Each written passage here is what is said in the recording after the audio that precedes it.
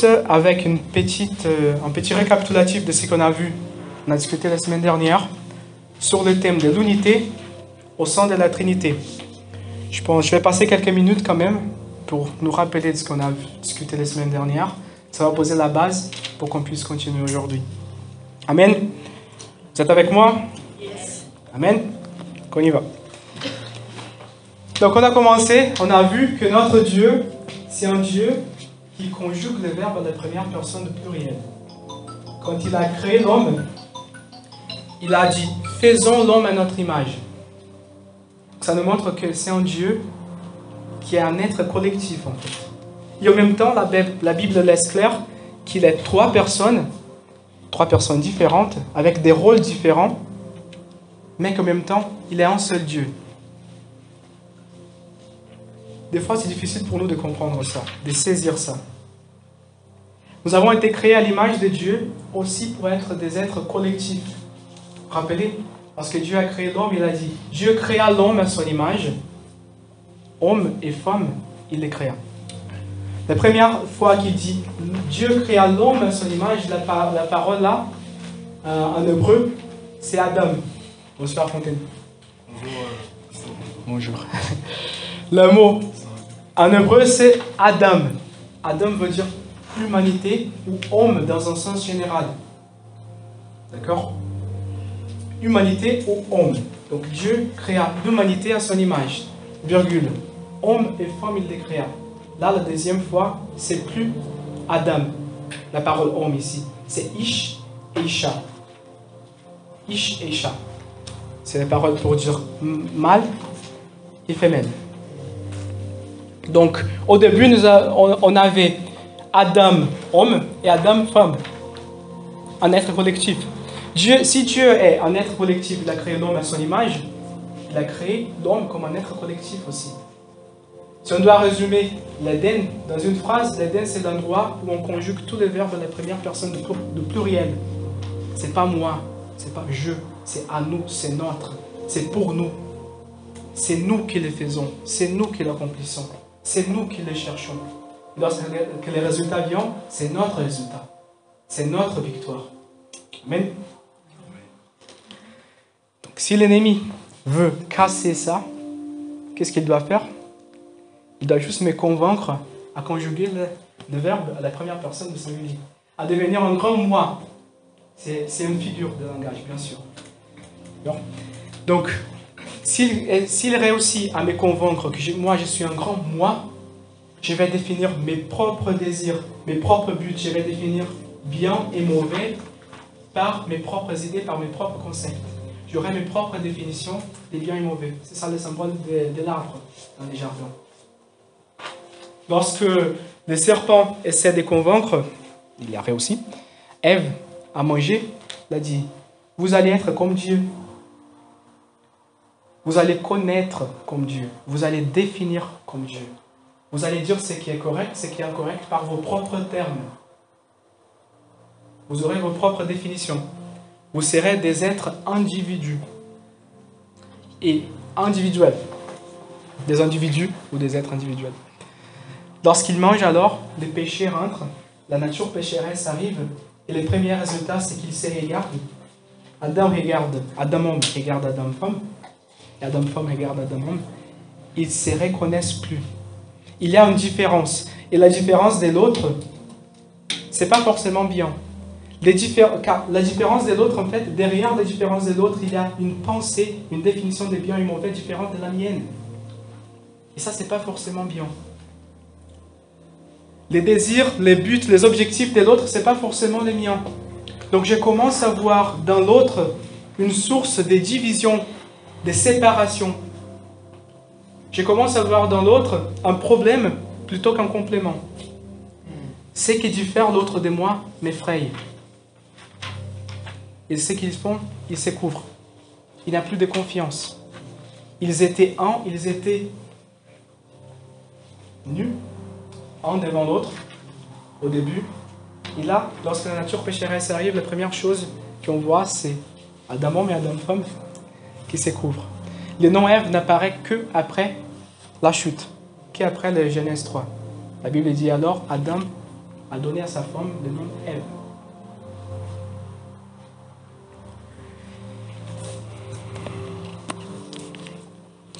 Donc, on voit que dans ces contextes, une nouvelle forme de pensée, une nouvelle pensée, un nouvel système de pensée s'installe. C'est ça qu'on voit aujourd'hui, c'est propagé dans les médias, dans la télé, partout on est bombardé par ça. C'est cette idée que moi je dois être complet, je dois être bien. Il y a un profil désiré au sein des entreprises, il y a un profil désiré au sein de la société. Et moi j'essaie de remplir ces profils, j'essaie d'être cette personne par mes propres efforts et tout seul des fois. Ça crée un sentiment, un esprit d'arrogance. Je vais donner un exemple du créatif, vous vous rappelez, de l'organisé. Les gens qui sont très créatifs, très souvent, ils ne sont pas très organisés. Et les gens qui sont très organisés, ils ne sont pas très créatifs. Les problèmes, ce n'est pas la différence. Ce n'est pas qu'on soit organisé et l'autre soit créatif. C'est quand je regarde l'autre, quand l'organisé regarde les créatifs, il dit « Moi, je n'ai pas besoin de toi. Je suis complet tout seul. » Comme c'est ma créativité, donc la portion que je porte, elle est suffisante. Sans la tienne. Sans la tienne. Et l'organisé de l'autre côté, le créatif de l'autre côté, il regarde l'organisé et dit « Moi, je n'ai pas besoin de toi. Je suis complet tout seul. » Ce qu'il voulait dire lorsqu'il utilise cette image d'un corps pour décrire l'Église. Il dit « L'œil ne peut pas regarder les pieds, la main, et dire « Moi, je n'ai pas besoin de toi. » Et la main ne peut pas regarder l'œil et dire « Moi, je n'ai pas besoin de toi. Je suis complet tout seul. »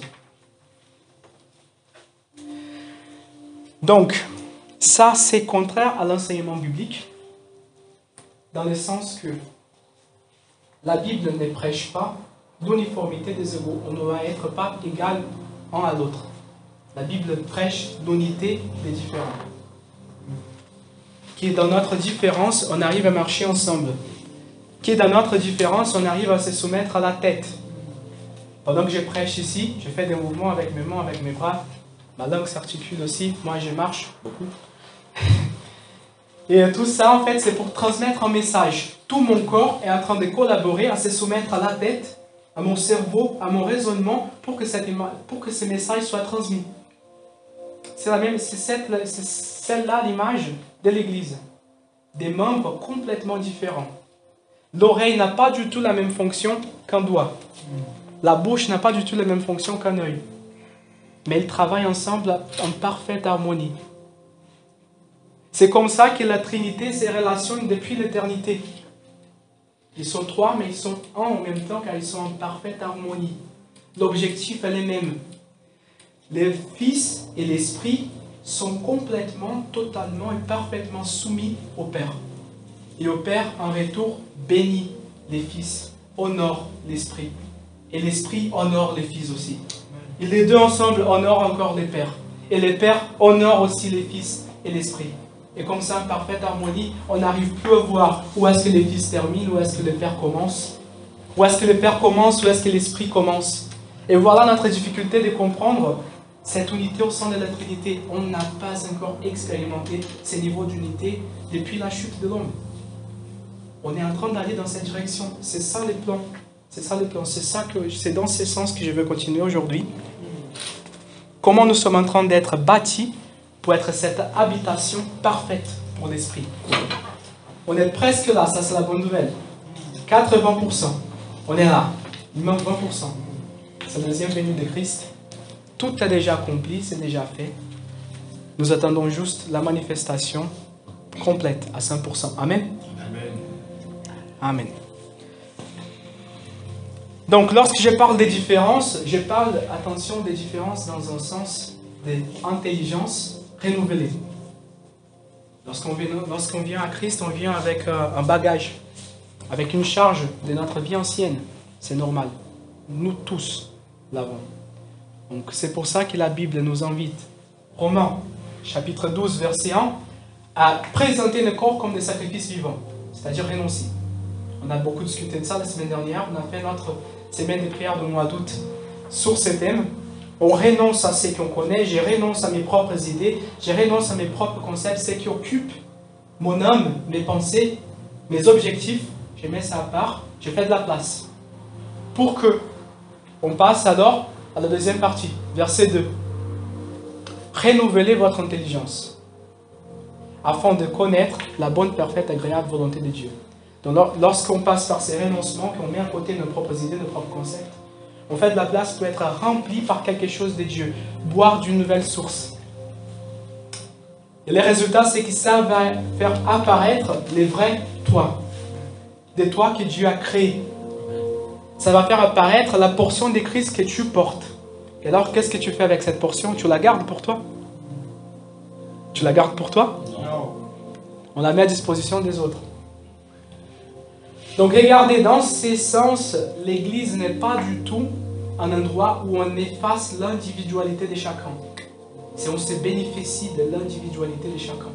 C'est pas que tu dois renoncer à ton individualité, mais c'est que tu portes et que toi seul tu portes. Personne d'autre les porte. J'ai besoin. J'ai besoin de ça. Si je ne reçois pas de toi, et si toi tu es le seul qui le porte, comment je vais avoir accès? Amen. On a vu aussi Matthieu chapitre 18, verset 19, verset 20. Jésus développe une idée. Un commandement, quelque chose qu'on connaît très bien. On les prononce, on les déclare à chaque fois, normalement au début de nos cultes. Que là où il y a 2 ou 3 rassemblés en mon nom, je suis au milieu d'eux. Toi tout seul, tu n'es pas l'image de Dieu. Nous ensemble, nous sommes l'image de Dieu. Car moi je porte ma portion. Toi tu portes ta portion, mais c'est ensemble. Et la Bible dit, Dieu se manifeste, Dieu apparaît là où il y a un rassemblement des différents. Toi tout seul, tu ne vas pas arriver à révéler la plénitude de qui est Dieu. Tu révèles une portion de qui est Dieu. Et moi aussi, lorsqu'on la met ensemble, on forme une belle image. Amen. Et on a fini avec cette discussion autour de la gravité du péché. Et souvent on utilise la parole, les mots péché, comme un terme plutôt religieux. Il y a beaucoup de familiarité autour de ces mots. On sait qu'on doit les confesser, on sait que c'est quelque chose qui n'est pas bien. On sait que c'est la raison pour laquelle on a été séparés de Dieu. Mais regardez, au sein de la Trinité, ils sont en parfaite harmonie, en parfaite unité depuis l'éternité. Depuis l'éternité. Merci beaucoup. Depuis l'éternité, ils sont là. Il y a un seul moment dans l'histoire de l'humanité qu'on a vu la Trinité, cette unité cassée, ces liens cassés. Lorsque Jésus vient sur la terre, la Bible nous dit qu'il vient rempli de l'Esprit sans mesure. Et pourtant, il a mis à côté sa gloire. Il n'est pas venu en tant que Dieu. Il a pris la forme d'un homme. Ses attributs, il a mis à côté. Omniprésence, Jésus n'était pas omniprésent. Omniscience, Jésus n'était pas omniscient. Il savait des choses car l'Esprit les révélait. Ce qu'il a accompli, il l'a accompli comme un homme, en tant qu'un homme, rempli de l'Esprit sans mesure. C'est la même chose qui est disponible pour nous aujourd'hui. Amen. Son ministère sur la terre, il a fait rempli de l'Esprit. Donc, depuis le début de son ministère, Jésus, il n'était pas encore déconnecté de la Trinité. Bien au contraire, il était rempli de l'Esprit sans mesure. Au sein de la Trinité, nous avons 3 personnes différentes, mais chacun en soi-même est pleinement Dieu. Et les 3 ensemble sont pleinement Dieu. Donc il était connecté à l'Esprit, il a accompli par l'Esprit tout ce qu'il a fait par l'Esprit. Même vaincre le péché, la tentation, il l'a fait par l'Esprit. Il s'est fait baptiser, Jean-Baptiste voit une colombe qui descend, l'Esprit qui descend sur la forme d'une colombe, qui remplit Christ sans mesure. Et la Bible dit, et après l'Esprit l'a porté au désert pour être tenté par le diable. Lorsque l'Esprit remplit quelqu'un, il n'a plus peur de la tentation, car cette personne maintenant a tout ce qu'elle a besoin pour vaincre la tentation. Et la Bible dit que Jésus est parti au désert, rempli de l'Esprit. Et après, il est revenu puissance de l'Esprit. Dans la puissance de l'Esprit. Lorsque vous triomphez, lorsque nous triomphons sur quelque chose par le pouvoir de l'Esprit et la parole, Word and Spirit, on passe de la puissance, d'être rempli par l'Esprit à la puissance de l'Esprit. Amen. Jésus a accompli son ministère sur cette base. Et regardez, au moment de la croix, Jésus est effrayé. Il a peur. Il crie. Père, Père, pourquoi tu m'as abandonné? Jésus est effrayé car c'est la première fois qu'il expérimente une séparation de son Père. Le péché est tellement sérieux que lorsque Jésus devient péché à la croix pour toi et moi, il expérimente une séparation de la Trinité. C'est la seule chose qui a été capable de causer une séparation au sein de la Trinité. Il l'a fait, il a décidé de le faire pour nous, à notre place. Amen. Dans ces moments-là, Jésus n'est plus nous, il devient moi. Il devient moi pour un petit moment, pour qu'on puisse être nous encore. Il devient moi pour qu'il devienne aussi le chemin de retour vers nous. Donc on passe par lui pour qu'on puisse être nous encore. Amen. Amen. Donc j'aimerais développer et chercher quelques applications et implications de cela pour nous. Pour qu'on puisse sortir aujourd'hui d'ici en sachant qu'est-ce qu'on doit faire, qu'est-ce qu'on doit chercher, quel type de pensée cultiver dans notre cœur tous les jours. Lorsqu'on s'est réunis ici, bien sûr, mais lorsqu'on sort aussi. Comme je disais, cette pensée n'est pas quelque chose qu'on développe juste au sein de l'Église, dans nos réunions, mercredi et dimanche. C'est une façon de vivre. Lorsqu'on passe par un renouvellement de l'intelligence, ce n'est pas juste pour lire la Bible et l'appliquer au sein de l'Église. C'est pour vivre la Bible partout. Amen. Voilà. Donc, nous avons quelques images dans la création qui nous aident à comprendre la relation des trois personnes au sein de la Trinité. J'ai dit qu'ils nous aident à comprendre, car vous allez voir, lorsque vous lisez chez vous les chapitres du livre, l'auteur les développe. Les éléments qu'on retrouve dans la création, ils ne vont jamais expliquer complètement Dieu. Car c'est Dieu le créateur. Dieu les a créés. Un roman, chapitre 1, verset 19. Paul dit que ce qu'on peut connaître de la nature de Dieu, on peut le connaître à travers les choses qu'il a créées. Mais dans chaque chose, on peut trouver, on peut comprendre un peu de la nature, du caractère divin. Mais jamais l'entier, comment dire, le complet du caractère de Dieu. C'est lui qui l'a créé. Mais ça nous aide quand même à comprendre lors des images. Je pense que le principal, c'est celui qu'on connaît déjà, c'est les mariages. Les mariages, c'est une image aussi qui nous aide à comprendre l'unité et la Trinité. Comment ça? Regardez, Genèse chapitre 2, verset 24. Prenez avec moi Genèse chapitre 2, verset 24.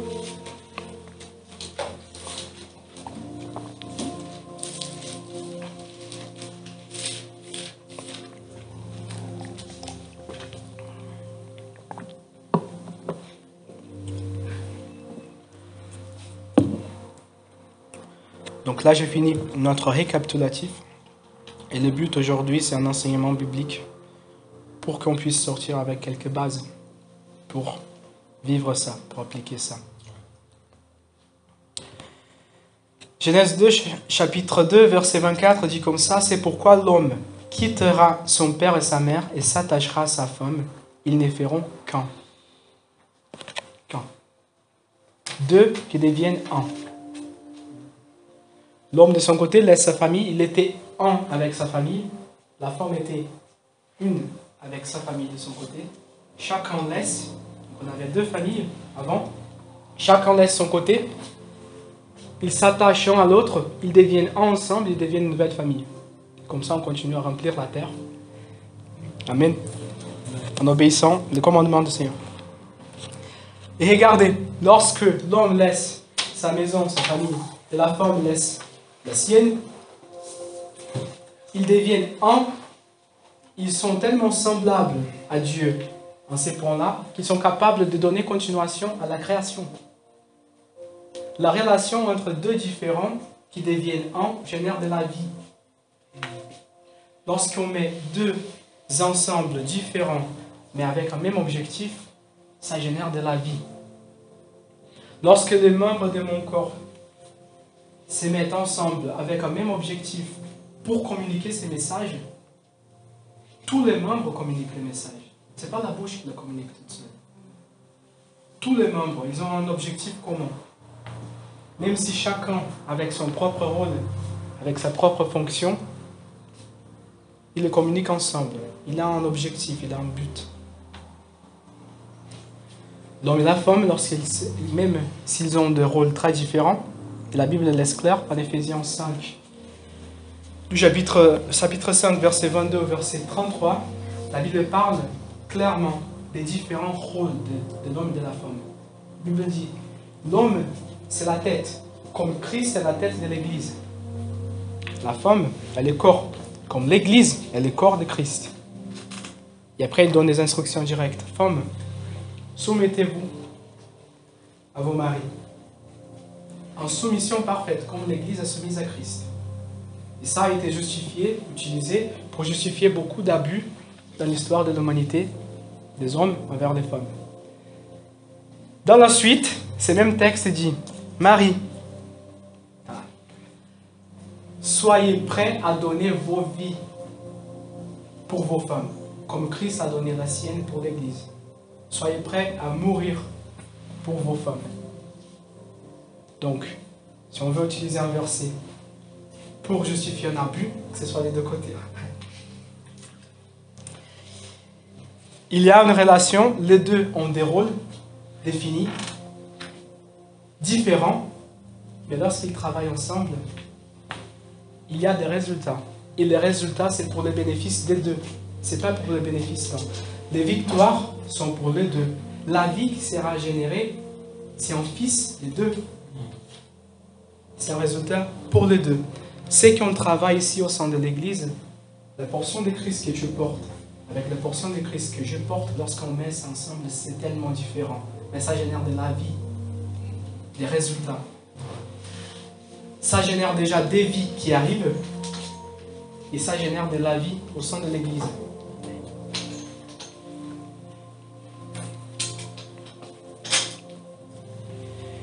Nous voyons ça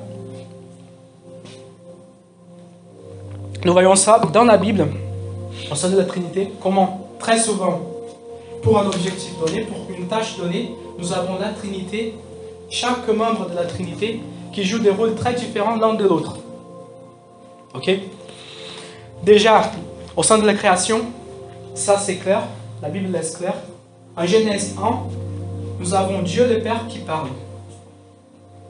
Dans le texte de Genèse 1, ce n'est pas écrit Dieu le Père. On comprend ça après, à la lumière du Nouveau Testament, lorsque Jean écrit son évangile, pour qu'on puisse comprendre que Jésus est le Fils de Dieu, il ouvre son évangile en disant que rien, tout ce qui a été créé à travers lui et par lui. Il n'existe rien qui n'a été créé par lui. Il parle de Jésus. Donc on comprend qu'au sein de la création, au début, Genèse 1, lorsque Dieu parle, c'est les fils qui l'exécutent. Dieu parle, les fils exécutent. Dieu parle, les fils exécutent. Et l'Esprit, il fait quoi? La Bible dit qu'il planait au-dessus des eaux. Il remplissait la terre, il remplissait les ténèbres. Il était là pour faire manifester cette lumière. Il donnait aussi de la vie à tout être vivant. Parce que la Bible dit que Dieu a soufflé le souffle de la vie. C'est le même mot en hébreu, c'est le mot ruach. C'est le même mot utilisé pour l'esprit à travers l'Ancien Testament entier. Ruach veut dire souffle ou esprit. Donc lorsque Dieu a soufflé le souffle de la vie, il a soufflé de son propre esprit. Intéressamment, un éléphant a beaucoup plus de neurones qu'un être humain. Et quand même, il n'a pas la même capacité intellectuelle. Comment expliquer ça? C'est un des mystères que la science n'arrive pas à expliquer. Il a un cerveau beaucoup plus grand, il a plus de neurones, il n'a pas la capacité qu'un être humain a. La Bible l'explique. Amen. Aussi, lorsqu'on parle du salut, aussi on voit les trois membres de la Trinité avec des rôles très différents. Donc, le Père, il a idéalisé, il a mis au point, il a travaillé.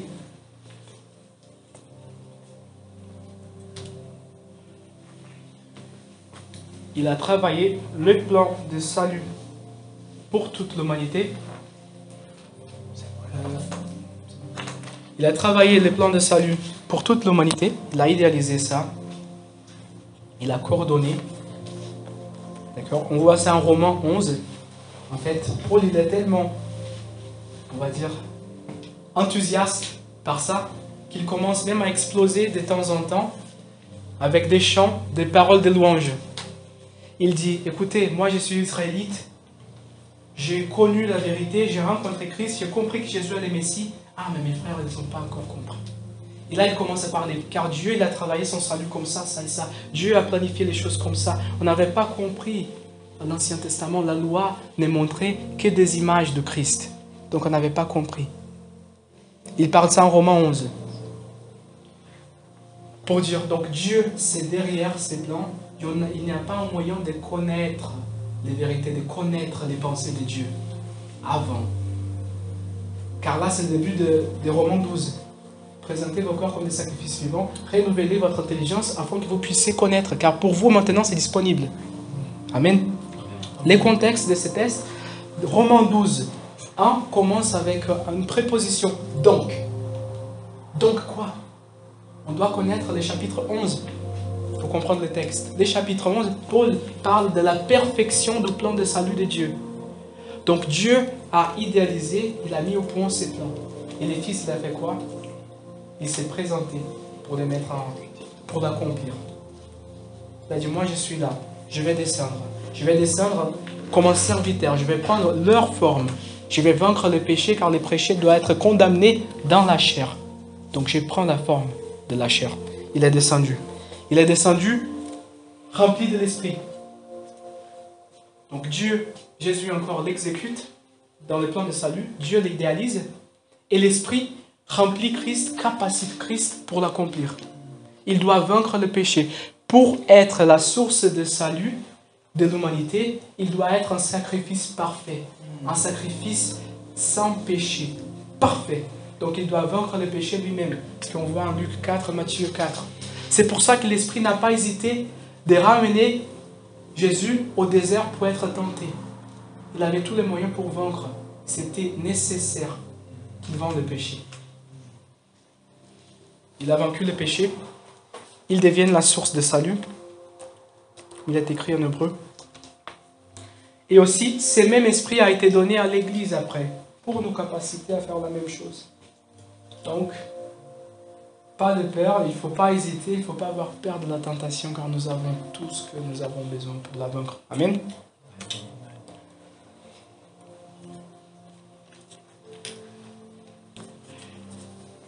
Au sein dans le salut, je vois une image qui est présente bien. Comment les trois ont travaillé ensemble avec un objectif en commun. Ils avaient un but. Un objectif, c'était le salut de l'humanité. Amen. Trois personnes différentes se mettent ensemble pour mettre ça au point. Nous avons beaucoup d'exemples qu'on pouvait utiliser, mais je pense qu'un exemple qui parle bien, c'est notre louange. On se met ensemble ici, les trois. Moi, je joue en accord. Tout ce que je fais, c'est je sais jouer en accord. Je ne sais pas forcément chanter. De temps en temps, je chante à la maison, mais ça ne fait pas le bonheur de ma femme. Et moi, j'ai joué un accord. Et un accord tout seul, ça peut être beau. Mais lorsque Marie chante une note avec sa voix, ça ajoute quelque chose. Et après, nous avons aussi Prégma avec le caron. Barbara et Marie ensemble qui chantent des notes. Prégma qui ramène les rythmes, ça donne un rythme pour un accord et avec une note. Les trois ensemble, ça transmet un message, ça passe quelque chose. Dieu a coordonné, il a donné les rythmes. Amen. Jésus a exécuté, il a ramené cet accord et l'Esprit a mis les notes pour accomplir, pour arriver à l'objectif. Amen. Amen. Regardez, prenez avec moi Éphésiens, chapitre 2, verset 11.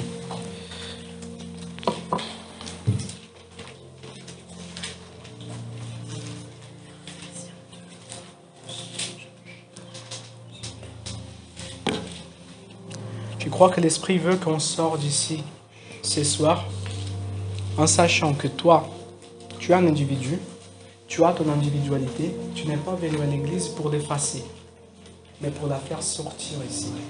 Ça va servir à l'avancement du royaume, déjà, mais aussi pour enrichir les relations. C'est ça. Amen. Éphésiens chapitre 2, verset 11 au verset 22, on va lire. C'est long, mais il y a 3 points ici qu'on doit extraire pour qu'on sache, pour qu'on puisse comprendre quel est l'enseignement biblique au sein de l'unité, comment ça se relationne avec le message du salut de l'évangile et pour qu'on puisse mettre ça en pratique. Éphésiens 2. Oui, s'il te plaît. Vas-y. 11 à 22. C'est pourquoi vous, autrefois, païens dans la chair, appelés incirconcis par ceux qu'on appelle circoncis, et qui le sont en la chair par la main de l'homme, souvenez-vous que vous étiez en ce temps-là sans Christ, privés du droit de cité en Israël, étrangers aux alliances de la promesse, sans espérance et sans Dieu dans le monde. Mais maintenant, en Jésus-Christ, vous qui étiez jadis éloignés, vous avez été rapprochés par le sang de Christ. Ouais. Car il est notre paix, lui qui des deux n'en a fait qu'un et qui a renversé le mur de séparation, l'inimitié, ayant anéanti par sa chair la loi des ordonnances dans ses prescriptions, afin de créer en lui-même, avec les deux, un seul homme nouveau, en établissant Amen. la paix, et de les réconcilier l'un et l'autre en un seul corps, avec Dieu par la croix, en Amen. détruisant par elle l'inimitié. Il est venu annoncer la paix à vous qui étiez loin, et la paix à ceux qui étaient près. Car par lui, Amen. nous avons les uns et les autres accès auprès du Père dans un même esprit. Ainsi donc, vous n'êtes plus des étrangers ni des gens du dehors, mais vous êtes concitoyens des saints, gens de la maison de Dieu. Vous avez été édifiés sur le fondement des apôtres et des prophètes, Jésus-Christ lui-même étant la pierre angulaire. Amen. En lui, tout l'édifice bien coordonné s'élève pour être un temple saint dans le Seigneur. Amen. Amen. Donc, je vais finir là-dessus. On va développer les idées. Et après, ça va nous donner une base pour prier ensemble. Regardez, au début, Paul est en train de développer une idée. Il fait une association. Il parle de l'unité dans ce texte. Il fait une association de l'unité pour le Fils, de l'unité pour le Père et de l'unité pour l'Esprit. Il a une image liée au Fils, il y a une image liée au Père, il y a une image liée à l'Esprit. On va extraire ces 3 images car on veut la vivre. Amen. Je veux la vivre tout seul? Non. Je n'arrive pas à la vivre tout seul. Souvenez-vous donc de ceci autrefois, vous païens dans la chair, traités incirconcis par ceux qui disent circoncis. Il est en train de développer une idée. Il reprend la grande histoire de l'Ancien Testament, cette division entre gentils et juifs. Incirconcis, les gentils, juifs. La circoncision, c'est un acte que Dieu a commandé à Abraham, c'est la marque de la promesse. Dieu a fait une promesse à Abraham. À travers toi, je vais bénir toutes les familles de la terre. Donc, il faut, pour ta descendance, qu'ils reçoivent ces symboles. Ceux qui portent les symboles, ils font partie de la promesse. Ceux qui ne portent pas les symboles, ils ne font pas partie. Moïse vient après ajouter à ça la loi. Donc la loi, c'est cette source, les commandements que les Juifs suivent, essaient de suivre au moins. Et les gens qui ne les font pas, c'est la source de cette division. On parle de deux peuples là à cause de ça. Les gentils d'un côté, les Juifs. Il y avait une barrière, une séparation. C'est ça que Paul est en train de développer ici. Il a dit que les gentils étaient privés du droit de citer en Israël. Ils étaient étrangers aux alliances. Ils n'avaient pas accès à la promesse. Car ils n'avaient pas la loi, ils n'obéissaient pas à la loi, ils étaient complètement séparés des Dieu, sans espoir. Et après, Paul dit que par le sang de Christ, cette barrière a été ôtée. Et maintenant, ils peuvent accéder. La Bible dit que Jésus, par cet acte, il a annoncé la paix pour ceux qui étaient proches, les Juifs, qui avaient le droit, mais pour ceux qui étaient loin aussi. Regardez que la source de réconciliation est la même. C'est les mêmes sacrifices. Les Israélites étaient à côté, les gentils étaient loin. Mais les deux avaient besoin de réconciliation. Les deux avaient besoin de réconciliation. Ceux qui avaient déjà la loi et ceux qui n'avaient pas la loi. Donc si la loi, c'est la source, c'est la raison pour laquelle cette division est créée, la croix, c'est la solution. Amen. Car à la croix, il a enlevé la loi. Il a annulé la loi, le texte biblique dit. Et en annulant la loi, alors il n'y a plus de source, il n'y a plus de raison de séparation. Et là, on rentre dans le vif du sujet, verset 14 déjà. C'est lui, notre paix, lui qui est des deux peuples, n'en a fait qu'un. Je passe au verset 17 après. En sa personne, verset 15 plutôt. En sa personne, avec les deux, un seul homme. Un seul encore. Et verset 16, Dieu, tous deux, pour les réconcilier avec Dieu, tous deux en un seul. Petite astuce, à chaque fois que la Bible répète beaucoup en termes, il faut le souligner. Il y a un message derrière. Là, sur 3 versets, on a une répétition de un seul, 3 fois. Il y a un message ici dans ce texte. Il parle d'un seul. Un seul homme, un seul corps, un seul peuple. Et lorsqu'il introduit l'idée au verset 16, un seul corps, par sa croix, en faisant mourir par elle l'inimitié, il parle de ces corps que Christ a créés pour son Église. Une fois, Jésus a été confronté par quelqu'un, un pharisien, qui a dit « Seigneur, je vais te suivre partout. Je vais te suivre partout. » Et Jésus, en réponse, il a dit « Les fils n'ont pas trouvé encore un endroit pour recliner sa tête. » Les amis, il n'avait pas encore de corps. La tête a besoin d'un corps pour reposer sa tête. Il n'avait pas encore son corps car son Église n'était pas encore née. À la croix, par contre, lorsqu'il dit c'est accompli, la Bible dit qu'il a reposé sa tête. Juste après avoir été coupé au côté, on extracte l'Église, son épouse. On extrait l'Église et son épouse. Son Église maintenant, son corps est né. Il peut reposer sa tête. Il peut reposer sa tête car son corps, il est là maintenant. Nous sommes là. Donc la tête repose sur le corps. En Ézéchiel 37, nous avons le texte, c'était la base de notre week-end de réveil. Nous avons le prophète Ézéchiel qui est appelé par Dieu pour prophétiser sur des ossements sèches et secs. Merci. Sur des ossements secs. Et lorsqu'il regarde ça, Dieu lui pose la question, est-ce que c'est possible? Je fais bref, je paraphrase. Il dit, toi le sais, Seigneur. Il commence à prophétiser et nous avons ces os qui se mettent ensemble petit à petit. Et après, la Bible parle que sur ces os, on voit des nerfs qui commencent à apparaître. Et ensuite, des tendons.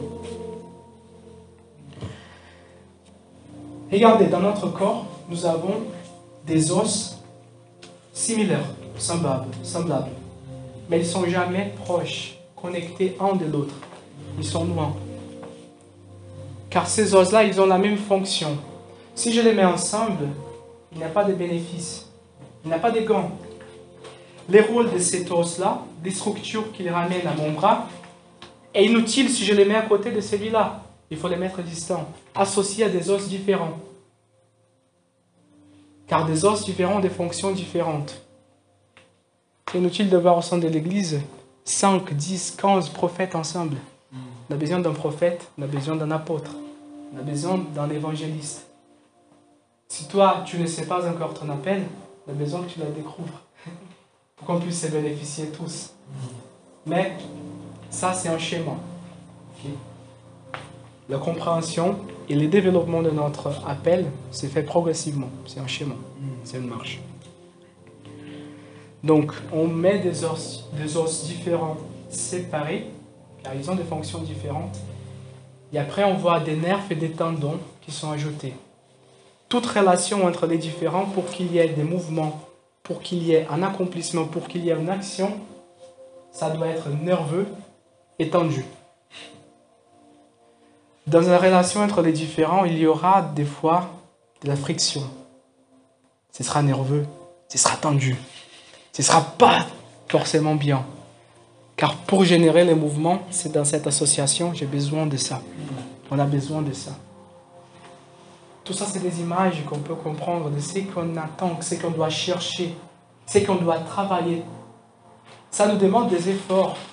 Pierre l'a dit, faites tous les efforts pour ajouter à votre foi une série de qualités, parmi lesquelles il y avait la persévérance. Ça, c'est des efforts de notre part. On fait l'effort de travailler avec quelqu'un qui est différent. Et il y aura des défis, il y aura des difficultés, il y aura. Lorsqu'on parle du corps, dans ces textes, les corps que les Christ, son corps, les corps de Christ, l'Église, on parle souvent de mission. Donc on parle des membres avec les fonctions différentes, on parle dans le contexte de la mission de l'Église, de la prédication de l'Évangile. C'est de passer ces messages, de prêcher ces messages aux autres, qu'elles ne restent pas enfermées dans cette salle, qu'elles ne restent pas enfermées dans nos réunions. Amen. On croit ça. On croit qu'un prophète a besoin du dérangement, de la contribution d'un prophète, d'un apôtre, ou plutôt. L'apôtre, les deux ont besoin de la contribution de l'évangéliste, le docteur, et de tous les membres de l'Église. Alors chacun a sa fonction, il va donner sa contribution pour l'accomplissement de cette mission. Dans la suite du texte,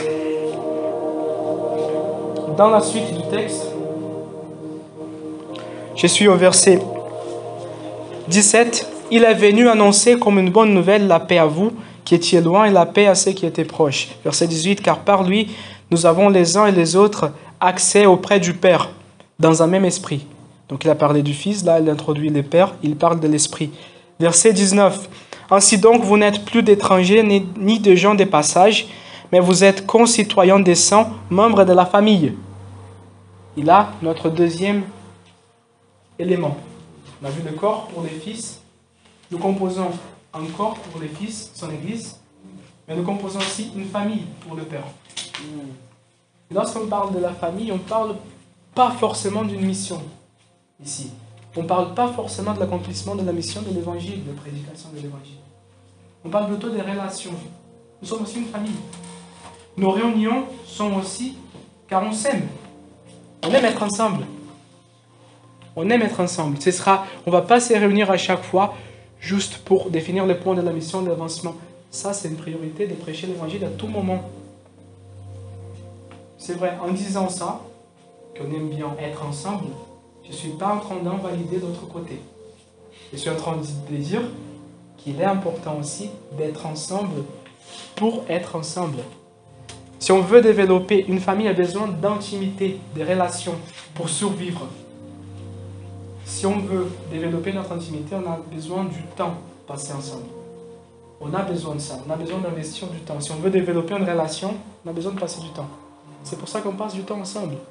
Avant les cultes, des fois. Pendant le culte, déjà. Et après les cultes. On s'est réunis ici pour manger ensemble. On est une famille. Nous sommes une famille. Nous avons aussi un lien sanguin. Un lien sanguin, c'est celui de Christ. Par le sang de Christ, ce n'est pas juste une image ici. Je parle de quelque chose de littéral. La Bible dit que nous sommes membres d'une même famille par le sang de Christ. Ce texte est en train de le dire. Regardez la fin du verset 12.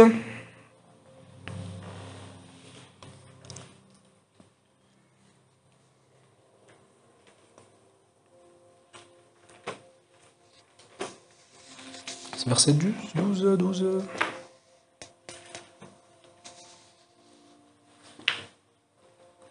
Pas le verset 12. Verset 13 plutôt. Mais maintenant en Christ Jésus, vous qui autrefois étiez loin, vous êtes devenus proches par le sang de Christ. Par le sang de Christ. Ceux qui étaient loin, ceux qui étaient proches. Ici dans ce texte, le contexte c'est juif, gentil. C'est deux groupes qui viennent de contextes différents. Dans cette église, nous avons des Brésiliens, des Italiens, des Français, des contextes différents. Aussi des religions. Moi, j'étais protestant au Brésil, Alessandra était catholique. Peu importe les concepts, les contextes, pardon. Par le sang de Christ, on devient membre d'un même corps, membre de la famille de Dieu.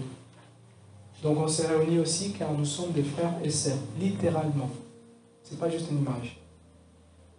Okay. Et dans la suite du texte, je finis là-dessus, on prend ce troisième élément. Verset 20, vous avez été édifiés sur le fondement des apôtres et des prophètes, Jésus-Christ lui-même étant la pierre de l'angle. En lui, tout l'édifice bien coordonné s'élève pour être un temple saint dans le Seigneur.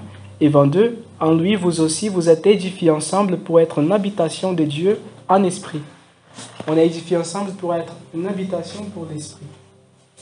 Une fois bien posé la base, on passe par ce renouvellement de l'intelligence. On reçoit la portion de Christ de l'autre. Donc c'est pour ça le fondement, la base. C'est Christ lui-même, son message. Les apôtres et les prophètes, les enseignements, tout ce que nous avons dans la Bible, ça va formuler, ça va donner la matière pour poser cette base solide. Et là on avance dans notre chemin de sanctification. Et à mesure qu'on se sanctifie, c'est des pierres qui sont coupées parfaitement pour s'imbriquer l'une à l'autre comme ça, parfaitement. Amen. Moi, j'ai une coupe, je suis une pierre avec une forme différente. Mais c'est pas grave.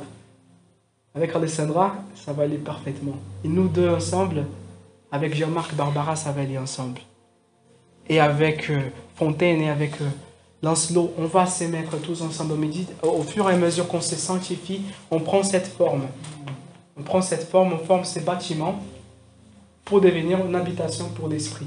La manifestation pleine de ça, on va voir dans les royaumes éternels de Christ. Amen. Amen. Ce qui est en train d'être généré ici, c'est pour le royaume éternel de Christ. Amen. Amen. L'idée, c'est qu'on puisse prendre ce concept, être conscient que nous sommes un corps pour les fils, une famille pour le Père. Une famille pour le Fils, un corps. Une famille pour le Père, un corps pour le Fils, une habitation pour l'Esprit. Qu'on puisse mettre ça en pratique, on fait notre effort. Et on rencontre la grâce de Dieu à côté, qui nous accompagne, nous capacite. Amen. Que Dieu vous bénisse.